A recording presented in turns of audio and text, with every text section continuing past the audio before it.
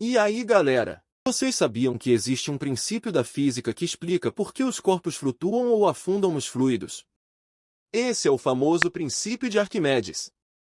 Hoje, vamos entender como ele funciona e por que ele é tão importante no nosso dia a dia. Antes de falarmos sobre o princípio, vamos conhecer o homem que o descobriu, Arquimedes. Ele foi um matemático e inventor grego do século III a.C. E uma das suas grandes contribuições foi descobrir como os objetos interagem com os fluidos. Reza a lenda que ele fez essa descoberta enquanto tomava banho. O princípio de Arquimedes diz que todo o corpo mergulhado em um fluido sofre uma força de empuxo para cima, igual ao peso do fluido deslocado por esse corpo. Ou seja, quando um objeto é colocado na água, ele empurra o líquido, e essa água empurrada exerce uma força para cima. Agora vamos fazer um experimento que mostra sobre o princípio de Arquimedes. Pegando esse copo aqui e colocando ele sobre a água, aqui eu posso dizer que o empuxo é zero, porque eu não estou deslocando nenhum volume de água. E se eu não estou deslocando nenhum volume de água, então o peso da água deslocada é zero, portanto o empuxo é zero. Se eu deixo ele só sobre a água, como eu disse, o empuxo é zero. Eu não estou sentindo, a única força que eu sinto atuar sobre o copo aqui é a própria força-peso dele. No entanto, se eu for afundando esse copo aos poucos, conforme eu afundo, cada vez mais que eu afundo, o volume de água deslocado é maior.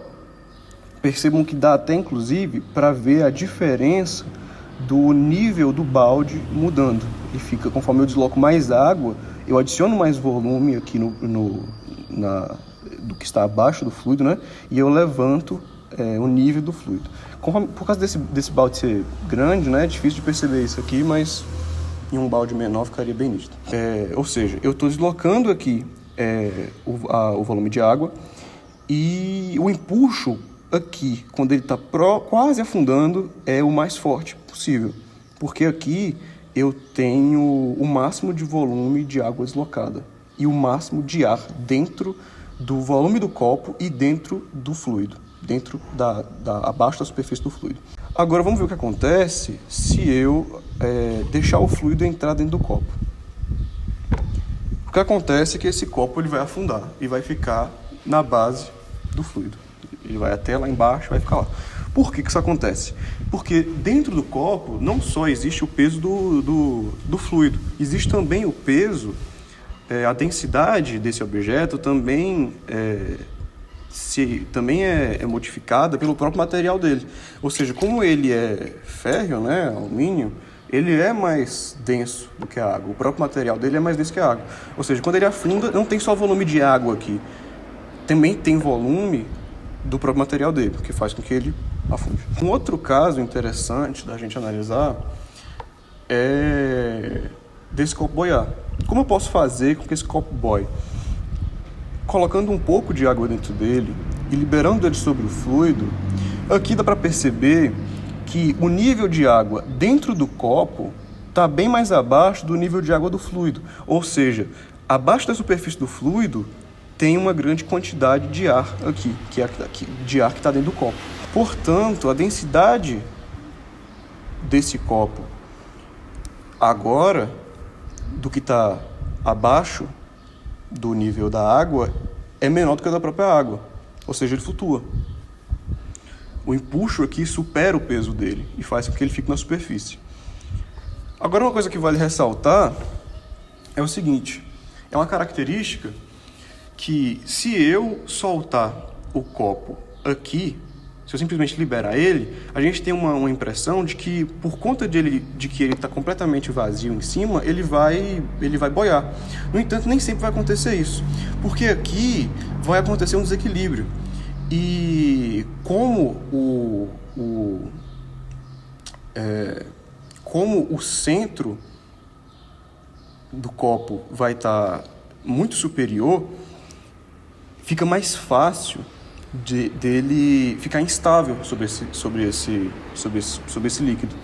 Então, se eu soltar ele aqui, provavelmente o que vai acontecer é que ele vai girar para algum lado, e esse giro vai fazer com que a água entre dentro dele, e talvez isso faça com que ele afunde. Vamos mostrar aqui.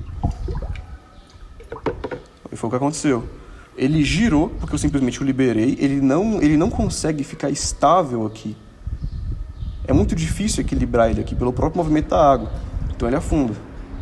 No caso, se não entrar água suficiente, ele não afunda, ele vai ficar aqui. Agora, se a gente colocar bastante água dentro dele e deixar uma pequena quantidade de ar,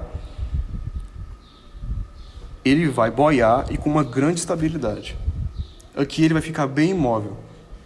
Isso aqui é semelhante ao que acontece no lastro de um navio. Os lastros dos navios, eles se enchem de água para poder equilibrar o quanto do navio vai ficar submerso na água. E isso vai influenciar no equilíbrio que ele vai ter. Se ele vai ficar mais propenso a girar ou a não girar. E isso vai, por exemplo, se o navio tiver muita pouca água dentro dos lastros, ele estiver sobrevoando, né, flutuando num nível muito alto, referente à água, né, por exemplo, se ele estiver boiando com a parte bem pequena dele afundada na água, o volume dele está muito em cima, o que vai deixar ele mais propenso a girar, o que em grandes tempestades, ondas em mar aberto, etc., podem ocasionar nesse navio tombar. Agora, se a gente adiciona bastante água ao lastro, no caso do copo, o nível de água dentro do copo é semelhante ao nível de água dentro do lastro do navio, dos lastros do navio, né? Então, se a gente colocar água, ele vai boiar estável. E quanto mais água a gente coloca, mais estável ele fica. Agora a gente vai usar o princípio de Arquimedes para poder resolver uma questão. A questão é a seguinte. Um balão de hidrogênio de peso igual a 400 newtons está preso a um fio em equilíbrio estático vertical. Seu volume é de 50 metros cúbicos. Determine a pergunta A, né, da questão. Determine o módulo do empuxo exercido pelo ar sobre o balão, considerando que a densidade do ar é igual a 1,2 kg por metro cúbico. Adote a gravidade igual a 10 metros por segundo ao quadrado. Para resolver essa primeira, a gente tem essas equações aqui, que mostram que a força do empuxo sobre o balão, né, ela é igual ao peso do fluido deslocado, ou é igual à massa do fluido deslocado vezes a gravidade, ou é igual a densidade do fluido deslocado vezes o volume do fluido deslocado vezes a gravidade. Como a questão nos entrega a gravidade, a densidade do fluido e o volume do fluido deslocado, a gente vai usar essa equação aqui, da força com a densidade, o volume e a gravidade. Então, substituindo aqui na equação, a gente tem isso, que a força é igual a força do empuxo é igual a 1,2 vezes 50 vezes 10. Então a gente chega que a força de empuxo é igual a 600 newtons. E aí a gente termina a alternativa A. Agora a alternativa B. Determine o módulo da tração no fio que sustenta o balão. Como a própria questão diz, o balão está em equilíbrio estático vertical. Significa que as forças que estão puxando ele para baixo e a força que está puxando ele para cima são iguais. E ele está parado, nem subindo nem descendo. Ou seja, a gente tem aqui, né, que a força de empuxo é igual à tração mais a força do peso. Então, a gente chega a essa equação aqui, que é substituindo na equação, a gente tem isso, que é 600 newtons igual a tração mais 400 newtons. E fazendo propriedade aqui de equação, né, a gente subtrai 600 de ambos os lados, cortando esses 600 e adicionando menos 600 lá, que fica tração é igual a 600 menos 400 em newtons, né? Ou seja, a resposta é que a tração é igual a 200 newtons. E a gente resolve a alternativa B. Agora vocês já sabem por que algumas coisas flutuam e outras afundam. O princípio de Arquimedes está presente em muitos aspectos da nossa vida, e entender isso nos ajuda a ver o mundo de um jeito diferente. Se gostaram desse vídeo, não esqueça de curtir e compartilhar com seus amigos. Muito obrigado e até a próxima!